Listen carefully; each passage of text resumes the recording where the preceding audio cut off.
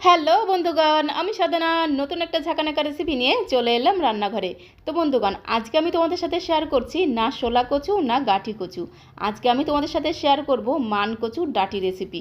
মান কচুর ডাঁটি একবার এইভাবে রান্না করে খেয়ে দেখো, গরম গরম ভাতের সাথে খেতে জাস্ট অসাধারণ টেস্টি লাগে। তো তার জন্য আমি চলে এলাম মান কচুর ডাঁটি কাটতে। অনেকেই কিন্তু এই মান কচু গাছ চেনে না, তো তার জন্য গাছটা দেখিয়ে দিলাম।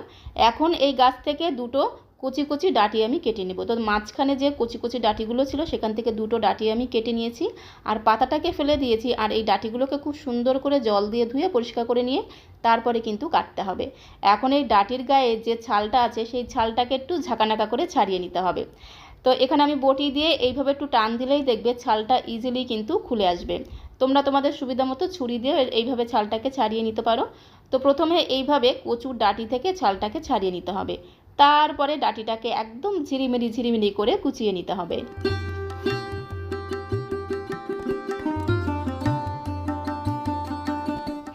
তো এখানে আমি তোমাদের একটা কথা বলে রাখি, যেখানে মানকচু গাছে বেশি রোদ্দুর লাগে, মানে সারাক্ষণ রোদ্দুর লাগে, সেই জায়গার মানকচু গাছের ডাঁটি নেবে, ছায়া জায়গার মানকচু গাছের ডাঁটি নেবে না।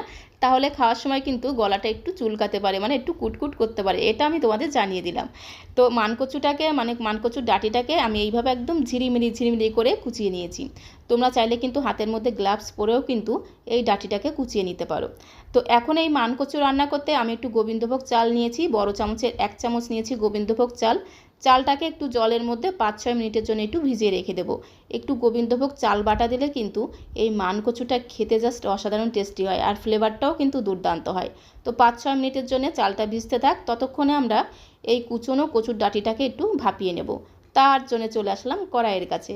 গ্যাসের ফ্লেমটা জ্বালিয়ে দিয়ে এখানে কড়াই বসিয়ে দিলাম, কোনো রকম জল দিইনি, জল ছাড়াই কিন্তু কচুটাকে ঢেলে দিলাম। সামান্য পরিমাণে একটু লবণ দিয়ে খুব সুন্দর করে একটু ঘোটানাটা করে মানে নেড়ে চেড়ে মিশিয়ে নিয়ে এবারে ধামা চাপা দেবো, মানে ঢাকনাটা বন্ধ করে 2-3 মিনিটের জন্য একটু কচুর ডাঁটিটাকে ভাপিয়ে নেব। গ্যাসের ফ্লেমটা মিডিয়াম টু লোয়ে রেখে মানকচুর ডাঁটিটাকে মোটামুটি 2 থেকে 3 মিনিট সময় ধরে কোনো রকম জল ছাড়াই কিন্তু সেদ্ধ করে নিয়েছি। সেদ্ধ করতে করতেই দেখবে মানকচুর ডাঁটিটা অনেকটা নরম হয়ে যাবে, মানে অনেকটাই কিন্তু সেদ্ধ হয়ে যাবে। মানকচুর এই ডাঁটি রান্না করতে কিন্তু খুব বেশি সময় লাগে না, খুবই অল্প সময়ের মধ্যে রান্না হয়ে যায়। তো সেদ্ধ করার পরে একটা ঝাঁঝরি থালার মধ্যে ঢেলে নিলাম, আর একটা খুন্তি অথবা হাতা দিয়ে এইভাবে চেপে চেপে কচুর মধ্যে যে জলটা আছে সেই জলটাকে একটু ঝরিয়ে নিতে হবে, না হলে কিন্তু গলা চুলকাতে পারে। তো অবশ্যই সেদ্ধ করার পরে জলটাকে খুব ভালো করে চেপে চেপে বের করে নিতে হবে। তারপরে দেখো চলে আসলাম কড়াইয়ের কাছে। কড়াইটাকে পরিষ্কার করে নিয়ে কড়াইটা যখন গরম হয়ে গেছে কড়াইতে দিলাম 2 চামচ সাদা তেল। রান্নাটা আমি সাদা তেলে করছি, তোমরা চাইলে কিন্তু সর্ষের তেলেও করতে পারো, তাতে কোনো সমস্যা নেই। তেলটা গরম হয়ে গেলে 2টো শুকনো লঙ্কা ফোড়ন দিলাম, 1/2 চামচ গোটা জিরে ফোড়ন দিলাম, কিছুটা গোটা গরম মশলা ফোড়ন দিলাম, এলাচ লবঙ্গ দারচিনি। এখন এই ফোড়নটাকে একটু নেড়ে চেড়ে ভেজে নিতে হবে। যখন এই ফোড়ন থেকে খুব সুন্দর একটা ভাজা ঘ্রাণ বেরোবে তখন আমি এর মধ্যে দিলাম 1/2 চামচ আদা বাটা, আর দিয়ে দেবো 1 চামচ গোটা জিরে বাটা। গোটা জিরে আমি শিলনোড়াতে বেটে রেখেছিলাম। তো একটু বাটা মশলা দিলে কিন্তু কচুরি এই ডাঁটিটা খেতে জাস্ট অসাধারণ টেস্টি লাগে। এখন আদা জিরে বাটাটাকে খুব সুন্দর করে একটু নেড়ে চেড়ে ভেজে নেব।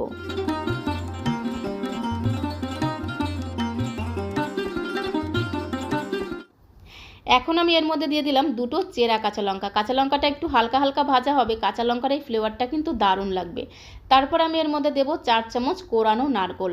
একটু নারকোল কোড়া দিলে কিন্তু এর স্বাদ দ্বিগুণ বেড়ে যাবে। তো 4 চামচ দিয়ে দেবো নারকোল কোড়া। নারকোলটাকে আগে থেকে কুড়িয়ে খুব ভালো করে হাত দিয়ে চটকে নিয়েছি। নারকোলটাকে হাত দিয়ে চটকে দেবে, তাহলে দেখবে দারুণ টেস্ট হবে। স্বাদ মতো লবণ দিয়ে দিলাম, পরিমাণ মতো হলুদ গুঁড়ো দিয়ে এই সমস্ত মশলাটাকে একটু ভাজা ভাজা করে নিতে হবে। ভাজতে ভাজতে দেখবে খুব সুন্দর একটা ঘ্রাণ বেরোবে।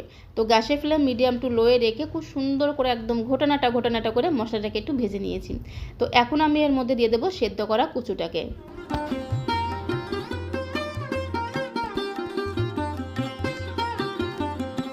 এখন সেদ্ধ করা কচুটাকে সমস্ত মশলার সঙ্গে খুব সুন্দর করে নেড়ে চেড়ে মিশিয়ে নেব।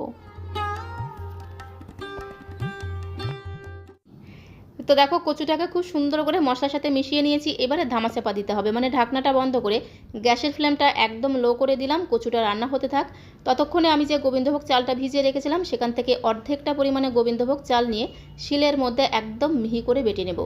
তো এইভাবে যদি একটু গোবিন্দভোগ চাল বাটা দেওয়া যায় না, তাহলে এই কচুটা খেতে জাস্ট অসাধারণ টেস্টি হয়, ফ্লেভারটাও কিন্তু দুর্দান্ত হয়। তবে এই গোবিন্দভোগ চাল বাটার পরিমাণটা যেন বেশি না হয়ে যায়, বেশি হয়ে গেলে কিন্তু রান্নাটা একদম শুকিয়ে যাবে আর বেশি আঠালো হয়ে যাবে।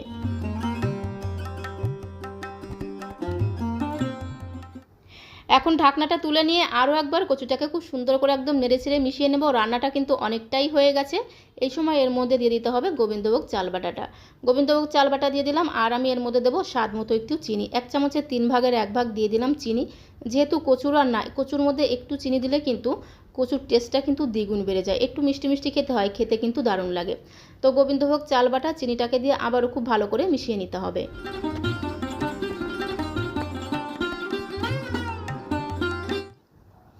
গোবিন্দভোগ চাল বাটা আর চিনিটাকে দিয়ে আরও 2 মিনিটের মতো কচুটাকে রান্না করে নিয়েছি। কচুটা কিন্তু খুব সুন্দরভাবে রান্না হয়ে গেছে। নামানোর আগে এর মধ্যে বেশ কিছুটা কিশমিশ দিয়ে দিলাম।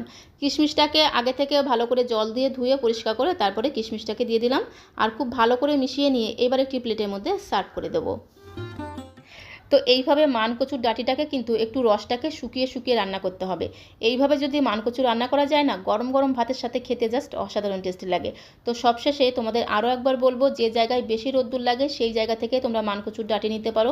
ছায়া জায়গা থেকে মানকচুর ডাঁটি নিলে কিন্তু গলা চুলকানোর সম্ভাবনা থাকবে। তো সমস্ত কচুটাকে প্লেটের মধ্যে সার্ভ করে দিলাম। তো আজকের এই মানকচুর ডাঁটি রেসিপিটা তোমাদের কাছে কেমন লেগেছে কমেন্ট বক্সে অবশ্যই লিখে জানিও। ভালো লাগলে একদম ঝাঁকানাকা করে, মানে ঝটপট করে একটা লাইক করে দিও। নতুন বন্ধু হয়ে থাকলে অবশ্যই চ্যানেলটিকে সাবস্ক্রাইব করে দিও, যাতে যখন এরকম সুন্দর সুন্দর নতুন নতুন ভিডিও আপলোড করব সঙ্গে সঙ্গে নোটিফিকেশন আগে তোমার কাছে পৌঁছে যায়। সবাইকে অসংখ্য ধন্যবাদ।